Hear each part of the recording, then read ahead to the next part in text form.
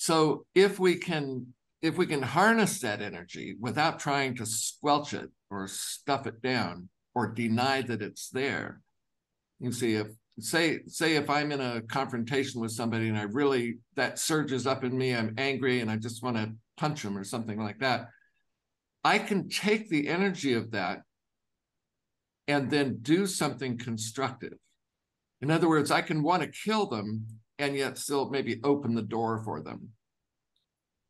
Maybe I'm trying to get into, a revolving door and somebody pushes in front of me and goes in first, or, and then I go to another part of the building and then they're there. And so I open the door for them. I want to kill them, but while sitting in that, I do something constructive.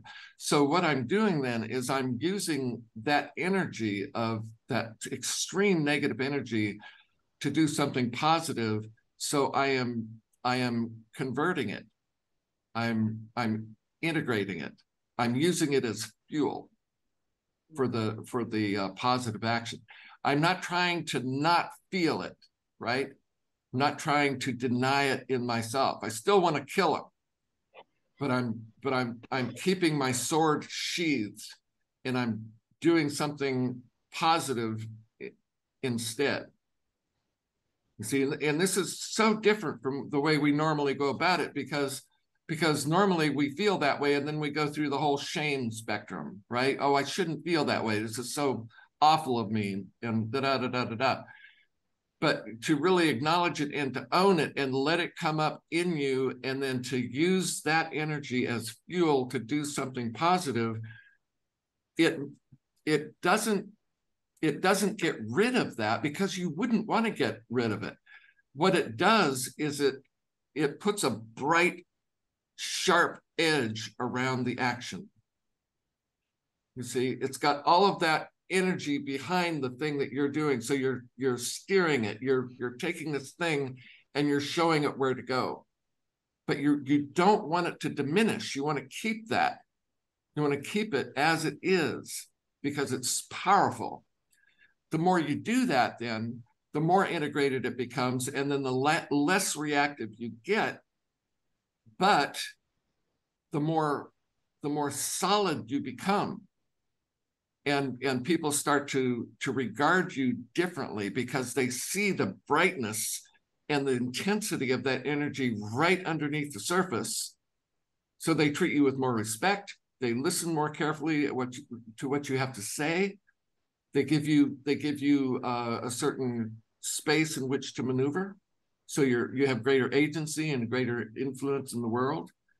It elevates every part of you into a stronger position.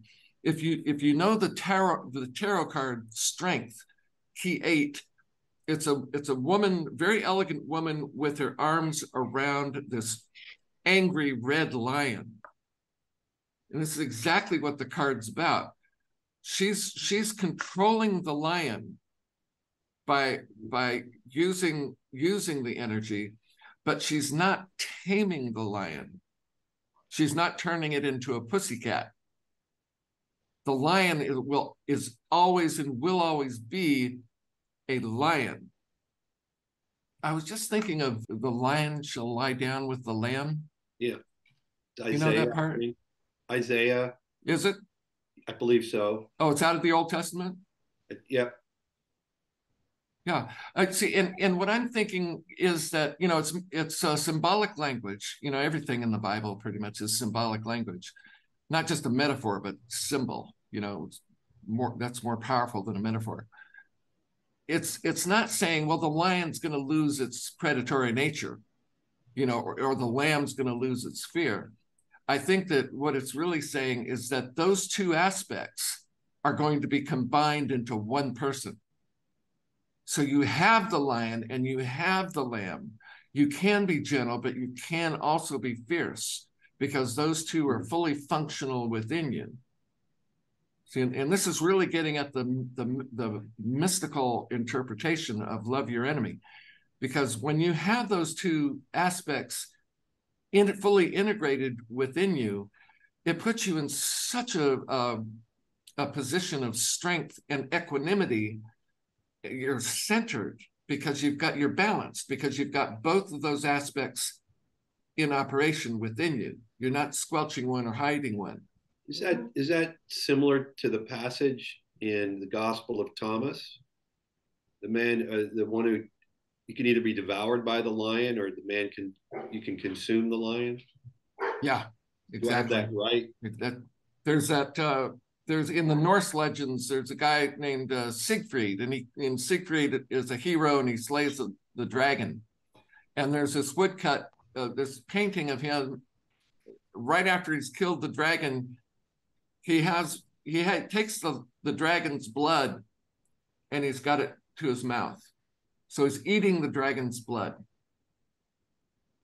And I think that's what all of these things, I think they're all pointing at the same thing. Love your enemy, the lion and the lamb, all of these things. It's talking about integration and how this is done in a way that strengthens us and doesn't make matters worse.